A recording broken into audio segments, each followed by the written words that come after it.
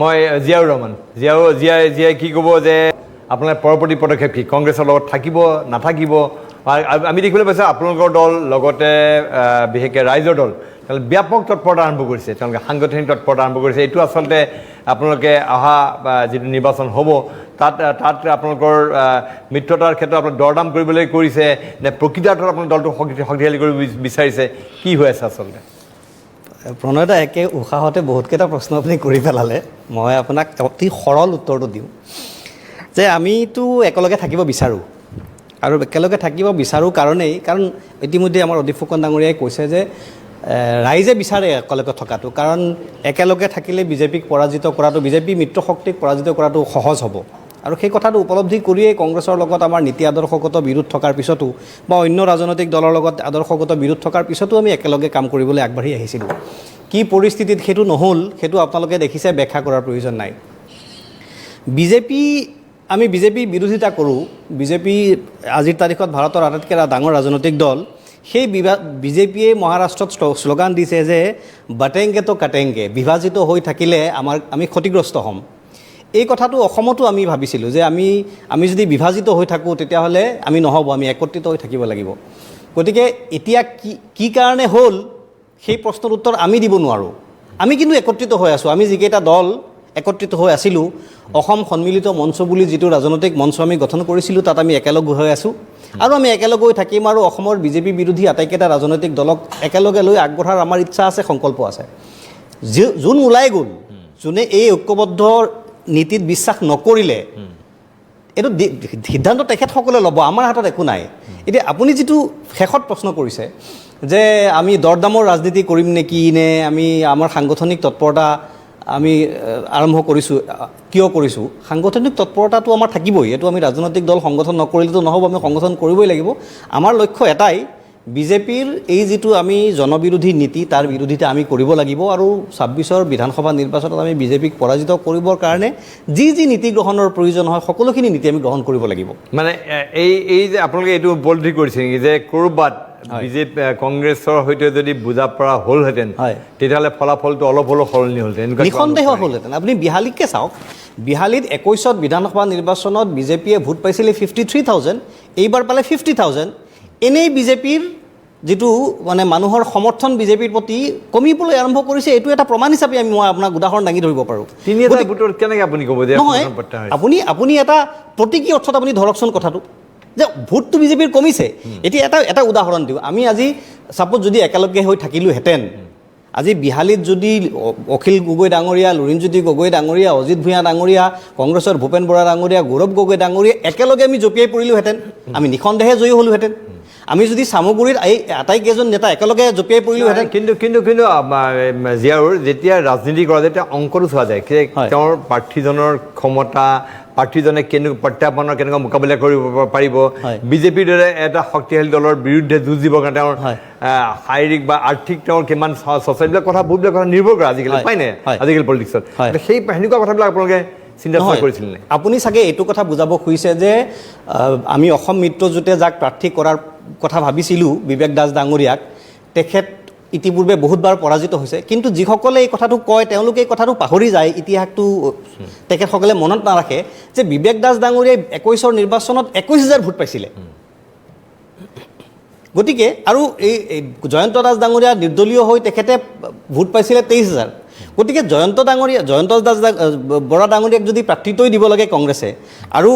তাৰমানে কংগ্ৰেছৰ এইটো ভোট 23,000 আৰু বিবেক দাসৰ ২১,০০০ দুয়োটা আপুনি যোগ কৰকচোন অসম জাতীয় পৰিষদৰ যিগৰাকী প্ৰাৰ্থী আছিলে বিহালীত আগৰবাৰ ২১ত আমাৰ উপাধ্যায় ডাঙৰীয়া তেখেতৰ আছিলে ৩,৫০০ গোটেইকেইটা ভোট আপুনি মিলাওকচোন আপুনি যেতিয়া একেলগে আগবাঢ়িব তেতিয়া ৰাইজৰ মনত এটা শক্তি আহি যাব ৰাইজৰ মনত সাহস আহি যাব ৰাইজে বিজেপিৰ বিৰুদ্ধে ওলাই আহিবৰ কাৰণে সেই সাহসটো পাব আমি কেৱল এই সাহসৰ বাৰ্তাটোকে দিব কৈছিলোঁ আজি আৰু সৰু দুটামান তিনিটা বাক্য ক'বলৈ দিয়ক এটা সৰু উদাহৰণ দিওঁ আজি গৌৰৱ গগৈ ডাঙৰীয়া নেশ্যনেল লিডাৰ আমি তেখেতক লৈ গৌৰৱ কৰিবৰ কাৰণে আমি ৰৈ থাকোঁ যে তেখেতে সংসদত যেতিয়া এটা ভাল ভাষণ দিয়ে আমি হাত চাপৰি বজাওঁ আমি তেখেতৰ ভাষণ ডিষ্ট্ৰিবিউট কৰোঁ সেইগৰাকী গৌৰৱ গগৈ ডাঙৰীয়া যেতিয়া আজি পৰাজিত হৈ গ'ল আমাৰ বেয়া লাগিছে আমি এইটোক লৈ গৌৰৱান্বিত নহয় আজি চামগুৰিত তেখেতে যাব যদি চামগুৰিত যাবই নোৱাৰিলে ভালকৈ আজি অন্যান্য সমষ্টিত তেখেত যাবই নোৱাৰিলে তাতকৈ ডাঙৰ কথা অসমৰ মাননীয় মুখ্যমন্ত্ৰীক ঝাৰখণ্ডৰ দায়িত্ব দিছিল বিজেপি দলে তেখেত তাত পৰাজিত হ'ল গৌৰৱ গগৈ ডাঙৰীয়াও তাত ইনচাৰ্জ আছিলে গৌৰৱ গগৈ ডাঙৰীয়া তাত যাব নোৱাৰিলে প্ৰপাৰলি তাত কাম কৰিব নোৱাৰিলে কাৰণে আমি এই কথাটো ক'বলৈ আজি পৰা নাই যে গৌৰৱ গগৈ ডাঙৰীয়াই ঝাৰখণ্ডত কংগ্ৰেছক জিকাইছে কিন্তু গহপুৰত মানে কংগ্ৰেছৰ পতনে আপোনালোকক কিছু স্বস্তি দিছে নহয় আমি স্বস্তি পোৱা নাই এইটো ব্যাখ্যা কৰিলে ভুল ব্যাখ্যা হ'ব এইটো একেবাৰে স্বস্তি নহয় আমি ভাল পোৱা নাই বিজেপি জিকিছে আমি ভাল পোৱা নাই তেখেতসকলক শুভেচ্ছা দিছোঁ অভিনন্দন জনাইছোঁ তেখেতসকলৰ প্ৰাৰ্থীসকলক বিজয়ীসকলক কিন্তু আমি সুখী নহয় আমাৰ মনত দুখ আছে ঠিক আছে জিয়াউৰ ৰহমান মই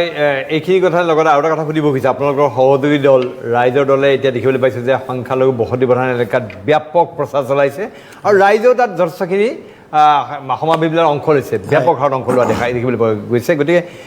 সংখ্যালঘু ভোটৰ আপুনি কি ভাবে ক'ত শ্বিফটিং হৈছে বা নহয় এইটো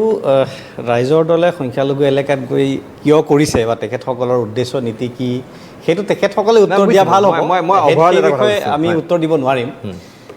কিন্তু কথাটো এইটো নহয় যে এটা ৰাজনৈতিক দল অকল মানে সংখ্যালঘু ওচৰলৈ যাব নোৱাৰিব কথাটো সেইটো নহয় তেওঁলোকে পাৰিব কিন্তু আমি অসম জাতীয় পৰিষদে আমাৰ নিজৰ স্থিতিটো হ'ল যে অসমীয়া মানুহ বুলি ক'লে অসমৰ মানুহ বুলি ক'লে সংখ্যালঘু আহিব সংখ্যাগুৰু আহিব আমি সকলোৰ ওচৰলৈ যাম কিন্তু যিটো কথা ইয়াত আলোচনা হৈ আছে প্ৰণয়দা যে সংখ্যালঘু মানুহে এইবাৰ বিজেপিক ভোট দিছে কিয় দিলে আৰু এই সম্পৰ্কত এইটো আজিৰ তাৰিখত বৰ্তমান পৰিস্থিতিত অসমৰ ৰাজনীতিৰ মানে এটা অন্যতম চৰ্চাৰ বিষয় হৈ আছে মই ইতিপূৰ্বে আপোনাৰ ষ্টুডিঅ'ত কৈছিলোঁ যে বিহালীত মই দেখিছোঁ ভয় ভাবুকি ৰাজনীতি উচ্ছেদৰ ভাবুকি দিছে ইত্যাদি কথা ইতিপূৰ্বে মই কৈছিলোঁ সেইখিনি মই মানে বিহালীটো আমি দেখিবলৈ পালোঁ যে বিহালীটোত যিখিনি যি মুছলিমীয় সংখ্যক ধৰ্মীয় সংখ্যালঘু আছে তাৰো এটা বুজন সংখ্যা বিজেপিক দিছে আৰু মই ইতিপূৰ্বে আপোনাৰ ষ্টুডিঅ'ত কৈছোঁ আৰু মোৰ ফেচবুকতো সেই ভিডিঅ'টো আছে গতিকে মই ৰিপিট নকৰোঁ যে ভয় ভাবুকিৰ ৰাজনীতি হৈছে উচ্ছেদৰ ভাবুকি দিছে সেইটো আমি কৰিমগঞ্জতো দেখিছিলোঁ কিন্তু মই আপোনাক কওঁ প্ৰণয়দা মই এই ঘটনাটো কিয় হ'ল কিছু মানুহৰ লগত ফোনত কথা পাতিলোঁ যোৱাকালি আজি বিভিন্ন মানুহৰ লগত কথা পাতিবলৈ চেষ্টা কৰিলোঁ যে হঠাতে মুছলিম সংখ্যালঘু ধৰ্মীয় সংখ্যালঘুৰ এটা অংশ মানুহৰ মাজত এই মানে তৎপৰতাটো কিয় হ'ল যে বিজেপিক তেওঁলোকে কিয় ভোট দিবলৈ আৰম্ভ কৰিলে কাৰণ বিজেপি দলে মানে ভাৰতবৰ্ষৰ ইতিহাসত মুছলমান সম্প্ৰদায়ৰ মানুহক মুখৰ কথাৰে আটাইতকৈ বেছি অপমান কৰা দলটো হৈছে বিজেপি ইয়াৰ আগতে অন্যান্য ধৰণে মুছলমান সম্প্ৰদায়ৰ মানুহ অত্যাচাৰিত নিপীড়িত নিৰ্যাতিত হৈছে বেলেগ কথা কিন্তু মুখেৰে ইমান অত্যাচাৰিত হোৱাৰ মানে মুখেৰে ইমান কি কয় অপমান কৰাৰ পিছত এই বিজেপি দলটোৰ প্ৰতি আত্মসন্মানবোধ থকা আত্মচেতনাবোধ থকা স্বাভিমানবোধ থকা মুছলমান সম্প্ৰদায়ৰ মানুহে ভোট দিব বুলি আমি আশা নকৰিছিলোঁ আমি ভাবোঁ ভোট নিদিয়ে বুলি তাৰপিছতো কিয় দিলে সেই কথাটো বিশ্লেষণ মই কৰিবৰ কাৰণে বিভিন্ন মানুহৰ লগত কথা পাতিলোঁ কথা পাতি পেলাই এটা কথা মই গম পালোঁ বহুত মানুহে মোক ক'লে দুটা কথা ক'লে প্ৰথম কথা ক'লে যে এইবাৰ কিছু মানে গৰিষ্ঠ সংখ্যক মুছলিম মানুহে যিসকলে বিজেপিক ভোট দিছে তেওঁলোকে বিজেপিক ভোট দিয়া নাই তেওঁলোকে কংগ্ৰেছৰ বিপক্ষে ভোট দিছে তেওঁলোকে কংগ্ৰেছৰ বিপক্ষে এইকাৰণে ভোট দিছে যে তেওঁলোকে এটা আশা কৰিছিল যে এটা সন্মিলিত মৰ্চা হ'ব অসম মিত্ৰজোঁট আগবাঢ়িব কংগ্ৰেছৰ কাৰণে সেই মৰ্চাটো নাভাঙিল গতিকে কংগ্ৰেছে এইটো ভুল সিদ্ধান্ত লৈছে কংগ্ৰেছক এটা শিক্ষা দিবলৈ এইটো মোৰ বক্তব্য নহয় দেই এক দুই AIUDFৰতো কিছু ভোটাৰ আছে AIUDFৰ নেতৃত্বৰ ফালৰ পৰাও বিশেষকৈ এইটো চামুগুৰিত হৈছে AIUDFৰ নেতৃত্বৰ ফালৰ পৰা এটা গোপন ইংগিত গৈছে যে তেওঁলোকৰ মানুহে বিজেপিৰ হৈ কাম কৰিব লাগে আৰু তেওঁলোকে কৰিছে সেইটো কিন্তু চাচা আৰু তাত ভতিজা সম্পৰ্ক আছিল সেইটো তেখেতে বাৰম্বাৰ গৈ তাত কৈ আছে যে তেখেতৰ ভোট দিবলৈ আজি দুখ কৰিছে ভতিজা তেখেতৰ বক্তব্যৰ আঁৰত কি কথা থাকে সেইটো বুজাৰ শক্তি ৰাইজৰ বা আপোনালোকৰ সকলোৰে আছে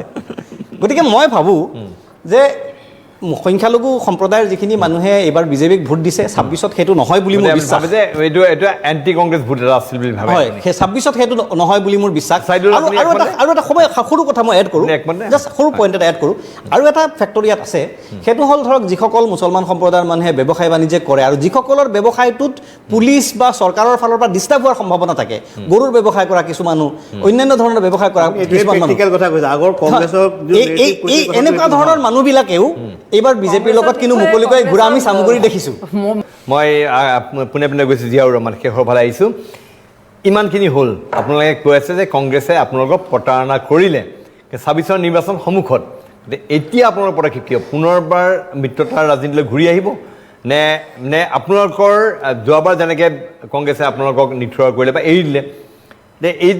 এই যিটো শিক্ষা পালে কংগ্ৰেছে তাৰ পৰা আপোনালোকৰ অলপ সুবিধাজনক স্থিতি আপোনালোক থাকিব নহয় আমি প্ৰণয়দা আমিতো এটা ইণ্ডিপেণ্ডেণ্ট স্বাধীন ৰাজনৈতিক দল আৰু আমাৰ সাংগঠনিক তৎপৰতা আমি আগবঢ়াই লৈ যাব লাগিব জাতীয় পৰিষদৰ যিদিনাখন জন্ম হৈছে সেইদিনাখনতো আমি ভবা নাই যে আমি কংগ্ৰেছৰ লগত আগবাঢ়ি যাম বা কোনোবা আন ৰাজনৈতিক দলৰ লগত আগবাঢ়ি যাম, তেনেকুৱাটো একো নীতিগত সিদ্ধান্ত নাছিল। আমি আমাৰ নিজৰ মতে আগবাঢ়ি গৈছোঁ। আমাৰ দলে আমাক এতিয়া মোকেই নাই, আপুনি মোক সেইদিনাখন 2 দিন ফোন কৰিছে, মই গাঁৱত আছোঁ। তাৰমানে আমাৰ প্ৰায়সকল মানে বিষয়ববীয়া কৰ্মী সকলোকে গাঁৱত যাবলৈ নিৰ্দেশ দিয়া হৈছে। আমি সকলোৱে গাঁৱত আছোঁ, কাম কৰি আছোঁ, আৰু আমি কাম কৰিবলৈ গৈ প্ৰচাৰ কৰি থকা নাই। আমাক খালি এটা কথা কোৱা হৈছে, বৰ হৈচৈ কৰি থাকিব নালাগে, একেবাৰে গ্ৰাউণ্ডত কাম কৰি গৈ থাকিব লাগে। কিন্তু মিত্ৰতা সম্পৰ্কীয় এই গোটেই সিদ্ধান্তবিলাক কি হ'ব, বিষয়বোৰ কেনেকৈ আগবাঢ়ি যাব, এই সন্দৰ্ভত দলৰ মঞ্চত এতিয়ালৈকে আলোচনা হোৱা নাই। ছ'ফাৰ অসম সন্মিলিত মৰ্চা ইজ কনচাৰ্ণ, তাত আমি ইউনাইটেড হৈ আছোঁ, কেইবাটাও ৰাজনৈতিক দল আছোঁ, আমি একত্ৰিত হৈ আছোঁ, আমি একত্ৰিতভাৱে আগবাঢ়ি গৈ আছোঁ। বাকী আপুনি যিটো প্ৰশ্ন কৰিছে যে কংগ্ৰেছৰ লগত কি হ'ব, সেই সম্পৰ্কত এতিয়ালৈকে সিদ্ধান্ত হোৱা নাই। যেতিয়া সিদ্ধান্ত হ'ব আপোনালোকে নিজে গম পাব এইটো। কিন্তু বুজা পৰা হ'ব পাৰে, হোৱাৰ সম্ভাৱনা আছে। একেলগে আগবাঢ়ি গ'লে ভাল বুলি সকলোৱে কয়, আমিও ভাবোঁ।